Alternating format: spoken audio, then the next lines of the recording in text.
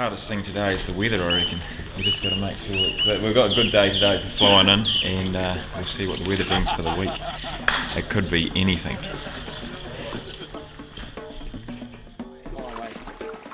So there's a buffer zone. It takes you a day or two to get into the wilderness area. Then once you're in the wilderness area, there's the idea behind it is it's a completely natural. There's no huts, there's no tracks, there's no bridges, there's no mechanised means of access. So jet boats aren't allowed, helicopters aren't allowed.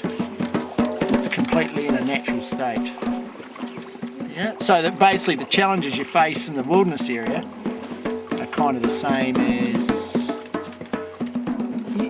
challenges that people might have faced 100 years ago in the same area, because there's no more infrastructure in there now than what there ever was. True wilderness, and managed in such a way to maintain those values. And on the whole, people are blown away. The team that we've compiled with Al Moore and company, their team and the equipment, everything that they're actually bringing in to kind of meet us is really a really unique experience. It's essentially trackless down, from here on out. There are really no tracks, no roads, no farms, no anything until we get down to Karamea, which is a small town in and of itself. So it's trackless wilderness from this point on. It's 3 days. The rapids are, they gradually build. So today's pretty low key, and we go through some earthquake lakes, which are pretty cool. These landslips form these lakes that we'll paddle across, and we'll get into some rapids, and we'll camp out each night and just enjoy this beautiful, uncharted terrain. At least the bush is pretty much uncharted, and it's going to be a great trip. So just before that final helicopter leaves, I'll give you a warning that it's coming, and we'll get all our gear on to make sure that everyone's got a helmet and a life jacket, and then any spare gear we can load onto that chopper, and it'll head out, and that's the last we'll see of civilization for 3 days. The road starts. High above the crowd,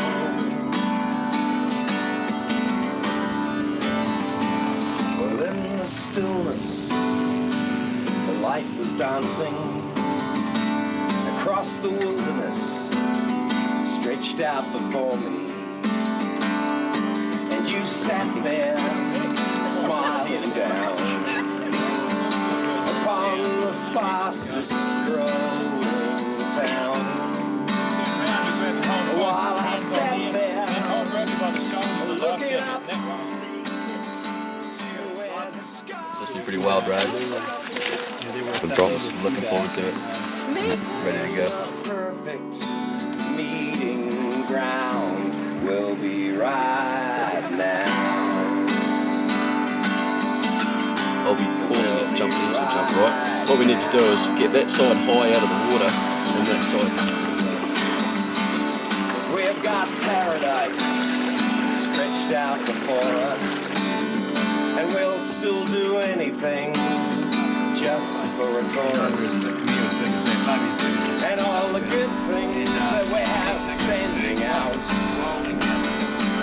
even just for some food and for some shelter, are sending ripples way up the lake, helping the world to recreate in the perfect right now. We'll be right now. Oh, God, there's someone overboard. Someone overboard. High above the crowd. High above town. Which way? That's not It's definitely solid. Feeling it. Got to make it to camp at 4 o'clock. Solid. Probably once you do get changes, I mean, a bit of firewood that can probably come up if anyone's keen, bringing firewood up and making a pile just away from the fire a bit. Just clips into the black. Do you want the mountain radio?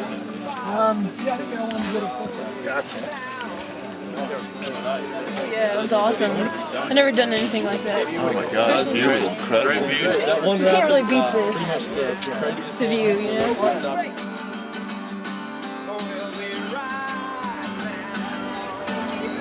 That's New Zealand.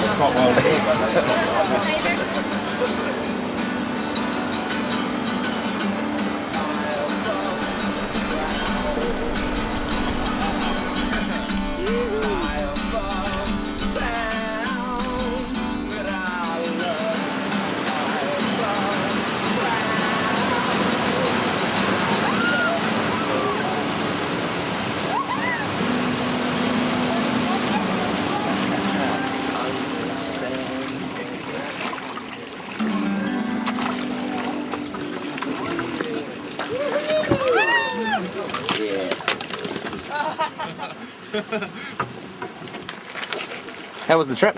It was great. Yeah? I'm sad it's over. Good couple of days on the river. It's wonderful. Unbelievable, man. Unbelievable. 10 on a 10 scale.